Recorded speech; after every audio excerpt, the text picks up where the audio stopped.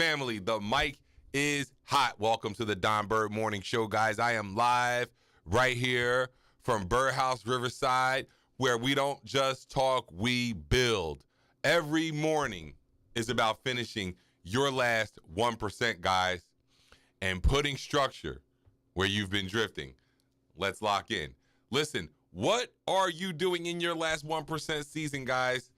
Let me tell you about my last 1% update. Look, we are in the process of locking in the organization, the ecosystem, the Bird brand. I want you to join us, guys. We are here. We are live. We are on YouTube. And we are ready this morning. When I tell you guys, how are you feeling today? Are you on structure or are you drifting? I really want you to drop your wins into the chat, guys. Tag me on socials and let's keep holding each other accountable.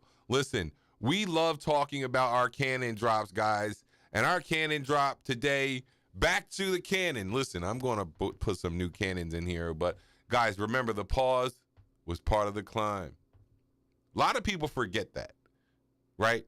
And you see me out here doing my thing. You say, where you been, man? Where you been? Let me tell you where I've been. I've been busy raising my family. I've been busy doing the things that I need to do, the things that I need to get done so that my family can thrive. That's what I've been doing. And the pause was part of the climb. We don't just keep going up and up and up and up, right? The Eagles lost on Sunday. I said on my other show, listen, if they had to lose a game, that's the game I want them to lose. I want them to lose to the Denver Broncos. All right? One loss doesn't make you a loser, right? One pause isn't a failure. It's part of the climb. And you have to understand it that way. Because when has a pause in your life been part of the plan? That's what I want you to understand, because growth, wins, they aren't always continuous. Like climbers resting on the ledge or a runner grabbing a water in a bar mid-race. There are seasons where stopping is necessary for the next push. And you should apply that to every aspect of your life. Business plateaus, creative sessions, relationships, health recoveries. A lot of times, the pause is strategic. It's not a setback, guys. This can turn into anything you want it to be. You can converse with someone else.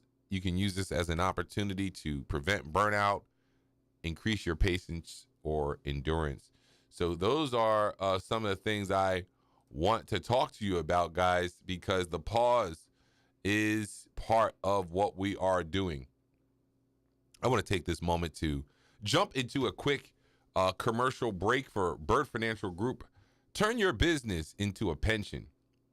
This segment is brought to you by Bird Financial Group, where your business is your pension.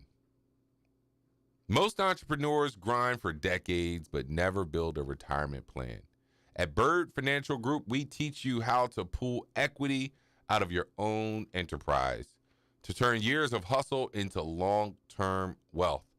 Because your business shouldn't just make money, it should pay you for life. Visit birdfinancialgroup.org and let's structure your freedom. All right, guys, listen, we are going to keep the show rolling. What does execution look like for you today, guys? That's what I want to know. That's what I want to see in your life, is what does execution look like? Execution for me looks like getting the kids to school, making lunches, putting on my suit, going to my meetings, coming here, doing my content, back to doing work on the computer, doing paperwork, administrative tasks, guys. We are going to build something big here. And that's what execution looks like to me in my life. What does execution look like to me? It's that I can hold a book that I wrote in my hand. How many people can say they can do that? And I want to show you how to get to a place of execution, right? When I think about execution, I'm thinking about Lifestyle OS and how that acts as the operating system for my daily rhythm. And if you don't run your day will run you. So it's all about anchors and rituals that keep you moving forward no matter what distractions come in your life. And see, that's what I want to encourage you all, men, women, everyone. But we're going to talk about this a little bit more in our men's segment today, because what you have to do, guys, is stay focused no matter what. No matter what's coming your way. Your kids are getting on your nerves. It's okay. You still have meetings to do, and you have to show up as your best self.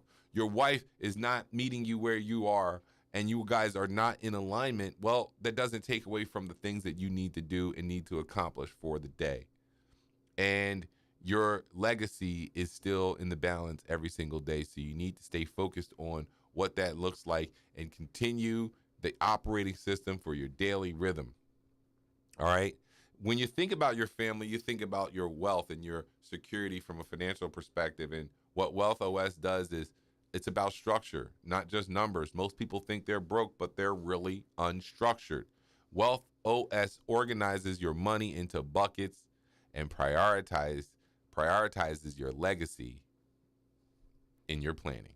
Now, that's what I want you to understand about wealth. And then when we talk about men, we talk about an operating system for men. Masculine OS is about forging manhood, not finding it. It's structure, strength, and sovereignty under pressure.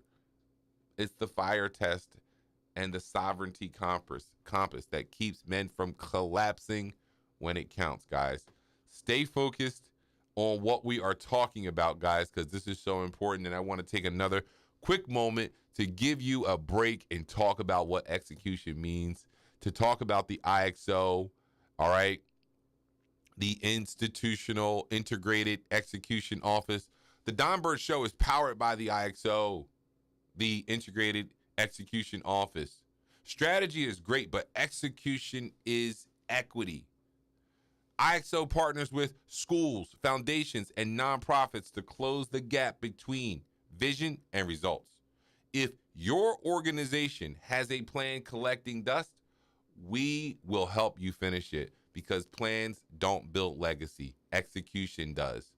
Learn more at birdbrand.net. All right, guys, back to our regularly scheduled programming, guys. We are talking about men for freedom. All right, Masculine OS. This segment is for our men. All right. It works on two levels, right? Men for freedom. Masculine energy is necessary. That's what men stands for. All right. Men need to show up in the energy that sustains themselves, their families, and their communities. Like I told you, we have 10 pillars. Men for freedom. Masculine energy is necessary for faith, finance, family, fitness. And then it's respect, economics, entertainment, dating, offspring, and marriage. All right, stay focused, guys. What is our pillar today? What are we talking about today, guys? We are talking about respect, all right? Now, respect today is never given. It's never given. You're never going to get respect because you want it or because someone wants to give you respect. How many people want to give respect? Some do. Some people want to give respect, but very few people want to show respect. You have to force people. You have to structure it. You have to structure your respect, and you have to learn how to do that. And it takes a level of groundedness, organization, and really it all just comes back to structure, right? And you must earn your respect, and then you must protect it, because people are always trying to figure out an angle on how to disrespect you or how to take some of the respect that you've earned away from you. All right. That's what we're talking about today, guys. We have to learn how to respect each other, and we have to learn how to structure the respect that we do receive, whether it's in public, in spaces that we're familiar with or unfamiliar with. All right. That's what we're talking about today. All right. And I want to take another quick break to talk about the Bridge to Life Foundation. All right. We're talking about structure. We're talking about our community, we're talking about masculinity, then there's no better time to talk about structure and resources and provision for our families, for our children. The Don Bird Morning Show is proud to partner with the Bridge to Life Foundation. We build financial literacy programs for people of all ages, from kids to adults. We're teaching people how to manage their money, build equity, and live freely. Join our free financial literacy workshop every single Sunday, or visit bridgetolifefoundation.org and support the mission, because literacy leads to legacy. Now, what we've been talking about on this show a lot is the scaffolding of wealth and of legacy. And in this segment, guys, we are going to continue on that journey, on that path, and start to understand that the scaffolding of wealth is the missing piece that makes wealth stick, guys. And I know we're getting antsy out here because we are in a resource deficit, desert, whatever you want to think it is, but it is getting to a point where it has become very serious, very dire. And we have enough resources to go around, but we do not have enough resources for every individual. Black families often create wealth, but without the scaffolding, institutional, generational, and cultural scaffolding, it's very fleeting. How do you contain and maintain wealth when only one person has it in your family? We didn't have a head start, and we don't have a cushion. Even when we have assets, it's hard to lock in legacy. Wealth created through work but captured by institutions is the reason why we can't build wealth, because we don't own the scaffolding. Think about all the extra value that you create at work. Who does it go to? Does it go to you or your boss? Well, it goes to your boss. And if you keep doing that over and over and over each day for 30 years, I got to tell you, if you keep letting him keep the change, he's going to have way more money than you. And that's where we're losing the game, because we keep letting the boss keep the change. Can you imagine letting the boss keep the change on every single worker, on every single day, on every single surplus? That's the accrual of equity. And I'm not saying that that shouldn't go to the owner, but some of the employees have to figure out how to get some of that overage, because that is the value that they've created that they're not getting compensated for. And in the long run, you got to realize you only get but so much. And if you lose a little bit of that so much every year, you're going to end up at the end of the race with nothing. And the person who got a little bit more than they were supposed to all their lives ends up with everything. It's the fact and the truth of compounding. Families, we see families push for individual success so much, whether it's a singer, a basketball star, but it doesn't multiply without structure. The cousin that is not famous is just as important, and maybe not just as important, but the 5 cousins who are not famous is just as important as the famous cousin. The famous cousin still needs people to commune with, to eat with, to travel with, to talk with. Having those people set up financially in a way that they can support the life of the star is just as important as the star. What good is the star when they don't have family to interact with so you can see what they do on a daily basis? Without scaffolding, wealth disappears in a generation. And scaffolding, what do I mean by scaffolding? Family scaffolding. Multiple members of your family have assets and an economic engine to produce income. Weekly finance meetings, shared values, sharing resources. That's the only way, guys.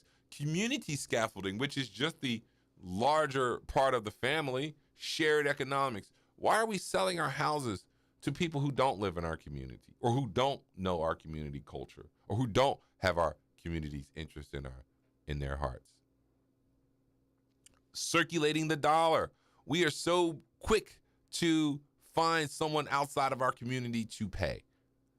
And what you realize is that you may think, well, a dollar's a dollar, but if you keep that dollar in the same circle, then everyone will win from that, just that $1. But if you take that dollar and go and put it somewhere else, that person is going to take that dollar and circulate it in their own community. And then that dollar has so much more power outside of your hands, and you will feel that power over the course of your life. We talk about institutional scaffolding. Guys, think about this. You have your family with wealth. You have your community with wealth. When you want to sell a house and you can sell it to the person that lives next door to you or to your cousin, that is keeping the wealth in the family, in the community. You still benefit from that wealth. But if you sell it to another person outside of your community, then you no longer can benefit from that wealth. In fact, they're going to start bringing their people into that resource and start utilizing and taking advantage of the wealth that is there. Institutions, broader than the community, right? How are we stacking and scaffolding and locking in our wealth and legacy? Foundations, trusts, endowments, building schools. I ride through Marion Station, and there are at least 6 Jewish schools in Marion Station in Bala. They build schools to teach their kids their culture and what they want to know. Banks to give money and loans to the people who want to start businesses in your community. We have to continuously go outside of our community and ask other people for money. When if we understood it, we would be gladly loaning our own people money because it helps us. I would gladly loan a family member $250,000 to start a business because guess what? Not only are you going to be able to start a business and support yourself and pay me back, you're going to then from that money create an income stream that you'll be able to have fun with me and my family. My family now has another uncle or cousin that is a resource to them and can be somebody in their lives. I know it may be a little controversial, but we don't commune with every member in our family because you know what? We have somewhere that we're going, and people who don't have anywhere that they're going want you to stay with them. And I said, listen, how great would it be if everyone in your family were going somewhere? How great would it be when the one person in your family that isn't going somewhere isn't going to bring your family down because they're the outcast? It's not the other way around where I'm the outcast. You know, that's what we have to understand. I grew up in a world where I was the different one. I was the one doing something off the beaten path, thinking differently and being different at large, right?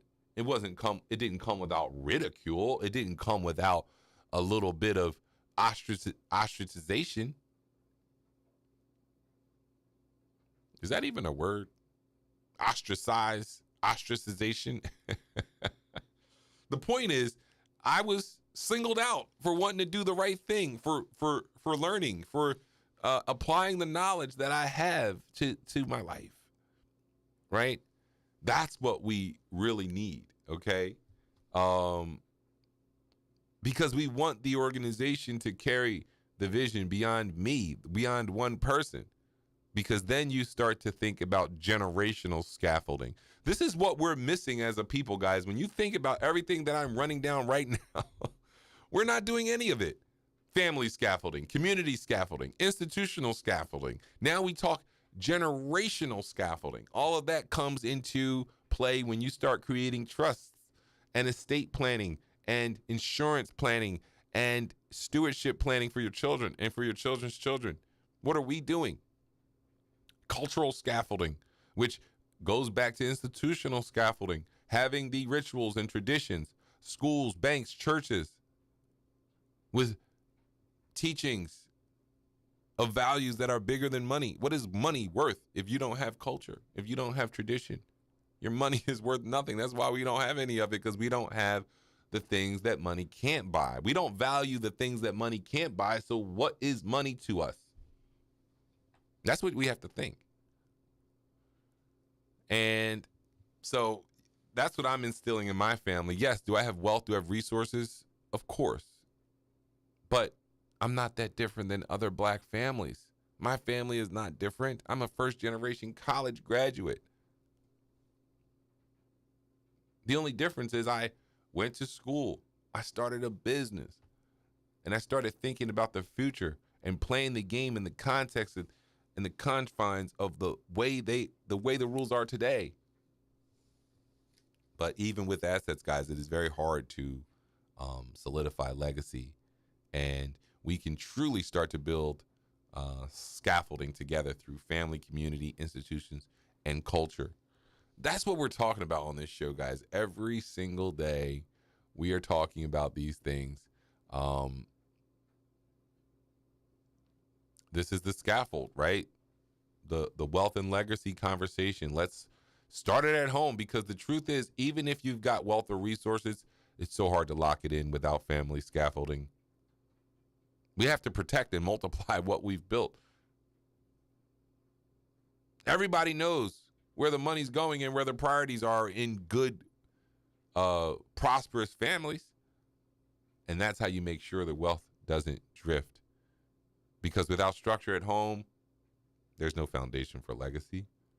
And we, of course, we don't have a cushion, so we've got to build the scaffolding together. All right? And when we do it together, we're talking about community scaffolding, because here's the reality. Most of us are trying to build in isolation. We may have some assets or a business, a good job, but without a community structure, legacy feels fleeting, because we don't have a backstop. We don't have an economic network where if one person falls, there's a net. Most of us are out here operating as individuals, and individuals do not create dynasties. Communities do. I think about the immigrant communities that come to America and immediately begin scaffolding. Savings clubs, family businesses, shared childcare. They circulate their dollar. They build safety nets within. If we want Black wealth to turn into Black legacy, it has to come through community. And it has to come through the scaffolding of shared economics, collective investment, and a culture of supporting each other and our businesses. So, and we'll carry on throughout the week as we keep going, as we keep talking. All right. I want you to see that and understand that, guys. That's where we are, and that's what we need. I think about retirement as part of the scaffolding. And the problem is retirees are either sitting on a business, on an asset or savings, worried about not having income, worried about outliving their money, right? Workers have a stable paycheck, but no access to large lump sums of capital, and banks take the middle role and don't serve either side well. All right. And a lot to talk about here from the perspective of income.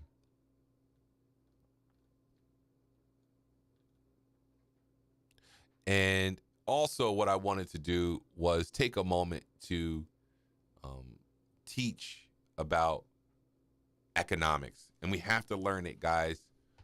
Today we're going to talk about interest rates. Now, interest rates are the way that we charge people for using money, right? Using money isn't free. There's a fee, and the fee is usually what we call an interest rate. All right. And the interest rates is like, think about like in a game, the ref slowing the game down if it's getting too hot, right? Or if it's too slow, they let them play a little bit more, right? Because they're trying to modulate the game. Interest rates, think about interest rates as they connect to economic growth, as they connect to payroll, as it relates to rent, right? Because you're going to compare those things to purchasing a house.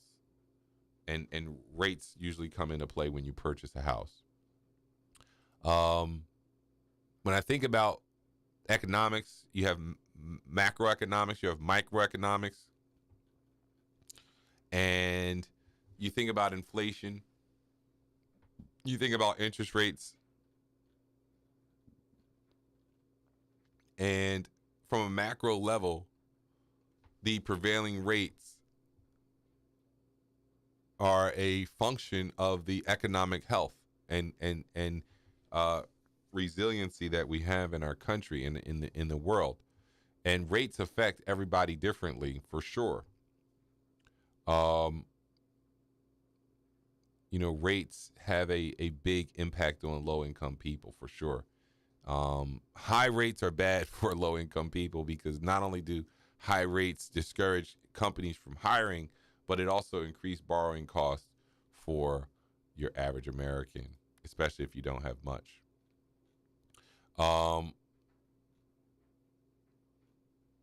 Microeconomics, guys, is how the economic factors pertain to you in your life. When I think about credit and debt surely can have a macroeconomic perspective, but a lot of it is micro because everyone has debt and credit that they need to manage and pay for. So we're gonna have a class on this, guys. I'm gonna do some teaching on this. But real quick, I want to take another quick break to talk about Birdhouse Riverside, the home of execution. We are live right now from Birdhouse Riverside, the home of execution. Birdhouse isn't just a studio, it's a movement. It's where we teach, build, film, everything, the systems that finish the last 1%. From private retreats to live workshops, Birdhouse is where ideas become legacy. Stay tuned for our November retreat. There are only 30 seats. Legacy lives here. All right, guys. Wow, what a show today. Thank you for joining me here on this Tuesday, October 7th, 2025. All right, the mic is hot all week. I am always in my last 1% season. If you are ready to finish yours, join us in November at Birdhouse Riverside, guys, or let's talk about how BirdBrand can be your integrated execution office. Remember to like and subscribe, guys. Share this video. I can't wait to get to you, wait to talk to you. We're going to be talking about a lot of things of this nature. Stay tuned for the Don Bird Morning Show. And it was a pleasure having you here today, guys. I will be back to you very soon, and I want you to enjoy your Tuesday, guys. Go touch some grass and go hug a family